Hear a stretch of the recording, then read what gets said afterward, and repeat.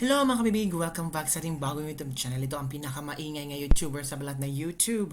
Ako si Kabibig, maglebak-lebak na to. With evidence ako po.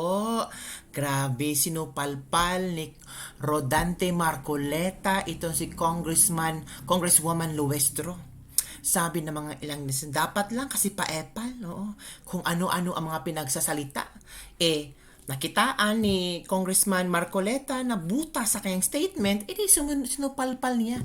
Tinanong niya ang kongresista at lahat ng mga nandoon kung ano ba ang ating point of order dito, kung bakit, for what is the purpose of doing this. And also, sinabi ni Marcoleta, VP Sara did not disrespect the Congress. In-explain ni Marcoleta kung ano ang gustong i-point out ni VP Sara. Ay nako, umepal si Abante at sinagot si Marcoleta, kaya nagkasagutan, kaya suspended muna ang hearing kanina. So ito kabibig ang nangyari ha, panoorin natin at kayo na ang balang humusga kung sino ang may kasalanan, kung sino ang tama at kung sino ang medyo paepa lang. Let's all watch this video. If we are guided by the constitutional mandate that public office is a public trust, if we observe malfeasance, misfeasance, and nonfeasance in the LGUs, as a matter of fact, we have pending inquiry in aid of legislation concerning LGUs. Kung iniimbestigahan po natin ang Office of the Mayor, kung iniimbigastahan po natin ang Office of the Governor, by equality under Bakit the walang law, Office of the we Congressman? should conduct an investigation as well to the Office of the Vice President. And I wish to thank the Honorable Valeriano for taking a stand before the plenary to initiate this inquiry in aid of legislation to address the observation not only of this representation, but of our fellow members of the Committee on Appropriations about the irregularities which we have seen already in the disbursement of fund. As a matter of fact, not only of the confidential fund, but even the regular allocation of the OVP. Wow. With that, Mr. Chair, may I proceed to my question for the COA? Kanina Yes. po, But after your lengthy manifestation, you have already Mr. Chair. consumed 4 just minutes. one question, Mr. Mr. Chair. Mr. Just Chair, one question. Yes, the Honorable Marcoleta. May I offer a counter manifestation, Mr. Chair? Later po, 1 minute na lang po siya and then I Kasi will baka record. makalimutan yung continuity yung flow ng discussion. I'd like to ask only, Mr. Chair, by way of manifestation, is there anybody who is questioning the power of the purse of Correct. Congress? Is there anybody who is questioning the legislative function and oversight function of Congress? Is Correct. there? Because if there is none, then we are not supposed to overextend the discussion or any manifestation because nobody is questioning that. And I think nobody could question that. Even the privileged speech of the Honorable Valeriano. I think the proper question there, the proper title is not asserting the power of the purse. We should not assert it because that power is inherent in us. Asserting or not asserting that power is of no moment. Yun po ay birthright. Yun po is inherent right of Congress.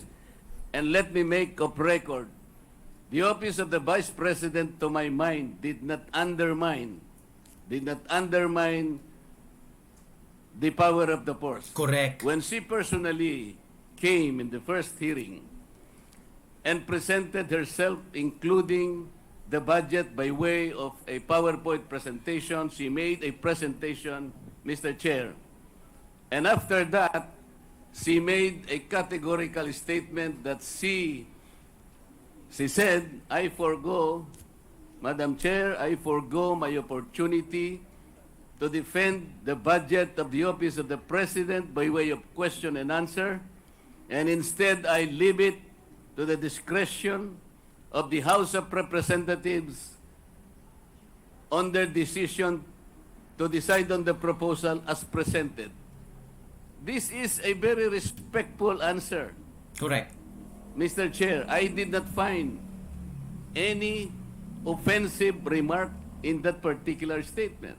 She gave the entire House of Representatives the entire discretion and the entire right to decide on the proposal she presented before us. Correct. Why would we blame her for saying that she disrespected Congress? No, sir. I think it was triggered by the fact that questions were asked in relation to the confidential and intelligence funds. To my mind, Mr. Chair, these particular funds were subjected to a notice of disallowance. But the notice of disallowance by its nature, by its very nature, Mr. Chair, is contestable. It is appealable. It is yet to be explained. And initially, as explained by the representative of COA, the notice of disallowance suffered by way of supporting documents, by way of non-compliance with certain requisites. What if the Vice President is able to provide all the supporting documents? What if finally she is able to come up with the requisites required in order for you to consider that all these funds are eventually allowable and they are not correct. allowed? And chances are she may be able to do that. Correct. Hindi po final judgment ang notice of disallowance. As a matter of fact, based on COA's own representation the other day, the Vice President received the notice of disallowance only on August 24, 2024, which means, Mr. Chair, the Vice President has 6 months within which to reply and make an answer. That is correct, Madam COA. So, 6 months is up to February 2025. We should give her all the allowance. We should give her the time Correct. because 6 months is 6 months. So why are we rushing to make a judgment? Correct. As a matter of fact, as I have already initiated earlier, Mr. Chair, when you said that anything we can discuss in this committee provided it is of public interest, and you said that intelligence funds and confidential funds are public interest, but I said because of our own rules, we should make a prior and preliminary determination that is directly and principally connected to malfeasance, misfeasance, or nonfeasance. We have not made that determination. Correct. How can we now begin questioning whether or not the intelligence funds covered by an initial notice of disallowance is already directly and principally connected with nonfeasance or misfeasance or malfeasance? Correct. Madam COA, how many agencies Ito. of government today are subjected to notice of disallowance? Do you have a number? How many Yes. agencies today? With all due respect to Hala, the Before bakit I, nag-react sila? Dapat malaman ng tao, hindi lang puro VP Sara ang may notice of disallowances. Bakit nag-react ang ilang kongresista? Ano ibig sabihin doon? Dapat sana sinagot yun ng COA para malaman ng sambayanang Pilipino na hindi lang ang Office of the Vice President may notice of disallowances. Bakit pinutol? Bakit hindi pinasagot ang COA? Yon ang malaking tanong. Diyan yung kabibig.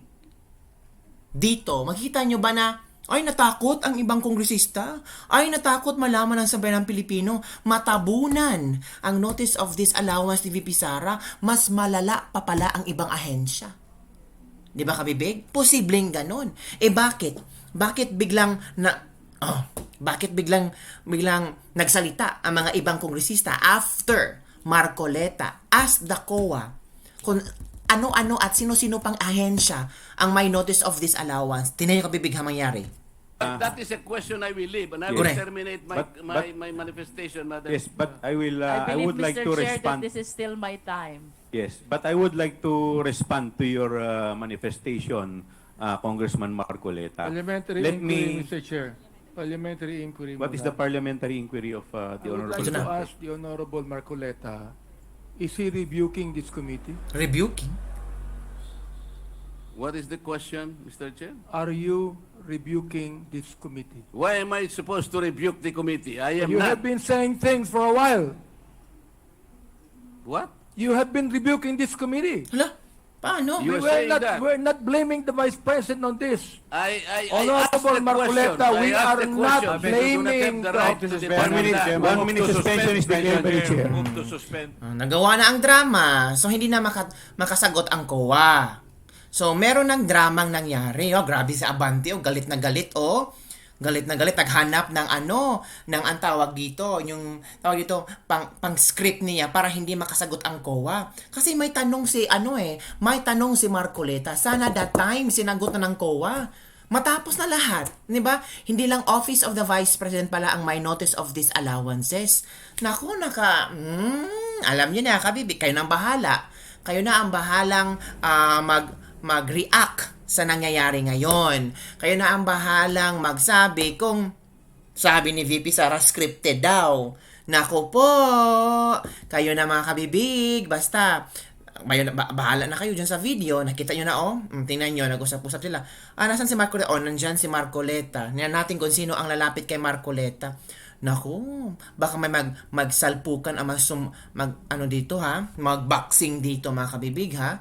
Tingnan natin mga kabibig. Well, Marcoleta also has a point actually mga kabibig. Diba? VP Sara is respecting the Congress.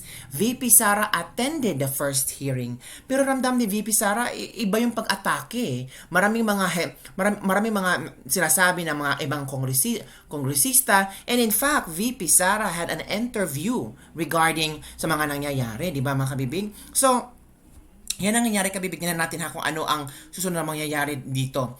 Si Governor Paduano ba ito? Lumapit kay Marcoleta. Ano kaya ang pwedeng mangyari dito? And I'm sure Paduano also, ano dito sa Paduano ha? Talagang ramdam din natin iba. Iba ang kulo ng dugo ni Paduano mga kabibig. O eto, ano nangyari?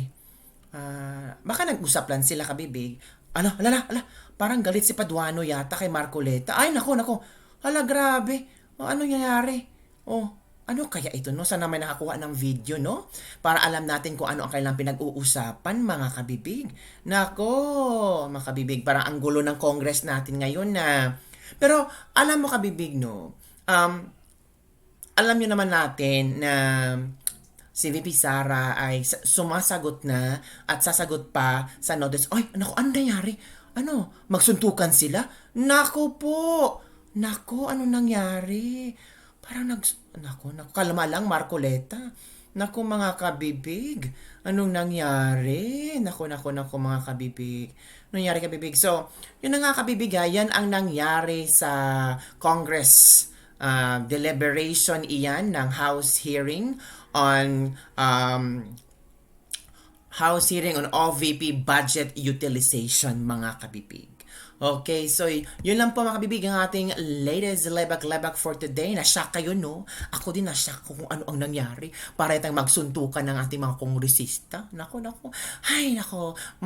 Ramdam naman natin kung sino yung panig kay VP Sara, kung sino yung hindi panig kay VP Sara, kung sino yung gustong, sabi ni VP Sara itong ginawa niyong house hearing, alam ko naman kung saan ito mapunta Ito yung plano nyong magsampa ng kasong impeachment. Alam na di VP Sara.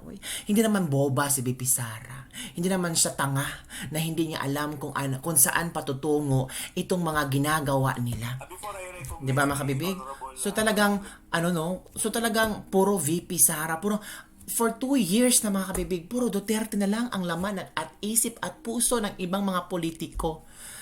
Ay, at least, sa nakikita natin dito, nakikita talaga natin kung paano nila hilahin, paano nila gusto nilang makita ng sabi ng Pilipino na ganito si VP Sara, magnanakaw si VP Sara, hindi marunong naglustay ng pera si VP Sara, so kailangan i-impeach si VP Sara, nakakaya. So kung once ma-impeach si VP Sara, sinong papalit? Si Martin Romualdez? Yun ba ang plano nila? Ramdam naman natin, di ba? So yun lang po mga kabibigan ng ating latest lebak-lebak for today. Don't forget to like, subscribe, and share this video. Ano ang iyong komento tungkol dito? Matatapos ba itong House hearing tungkol sa OVP budget utilization? At marami pa silang ipapatawag sa Office of the Vice President. Hahayaan kaya ni VP Sara mag-attend ito? Or baka i-contempt na naman ito pag magkamali or feeling nila mali ang sagot? 'Di ba ang mahirap nun sa Congress, no? Sasagot ka, pag feeling nila mali yung sagot mo, i-contempt ka. Ay nako. Yun lang po mga kabibig ng ating latest lebak-lebak for today. Don't forget to like, subscribe, and share this video. Bye everyone! See you next time.